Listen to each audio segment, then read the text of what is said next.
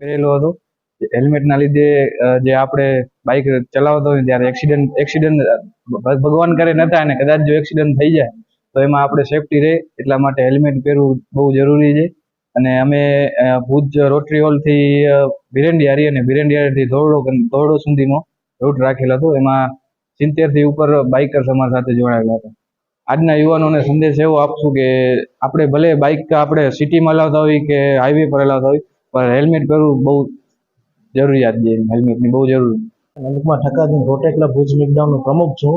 મારા માટે એક જ સંદેશ છે દરેક માટે કે તમે હેલ્મેટ પહેરો. સિટીમાં હો કે હાઈવે ઉપર જતા હો, હેલ્મેટ જરૂરી. તમારા માટે નહીં, તમારી ફેમિલી માટે પહેરો. તમે ચાલ્યા જશો એના પછી તમારી ફેમિલીનો કોણ થશે?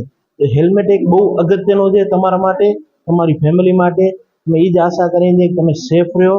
ને અમે જે રોટરી ક્લબ દ્વારા આયોજન કર્યું છે હેલ્મેટ રાઇડનું, એ દરેક માટે છે. ને અમે ભુજથી અમે ભીંડિયારાથી દોડો બાઇક રેલી રાખી છે હેલ્મેટ રાઇડ જાગૃત માટે. લોકો જાગૃત થાય, દરેક જોવે, ને એના માટે જ અમે આયોજન કરેલું છે. મારું નામ રોટરેક્ટર ઝંખના સોનેટા છે. હું કચ્છ ઝોનની ZRR છું, ઝોનલ રોટરેક્ટર રેપ્રેઝેન્ટેટિવ.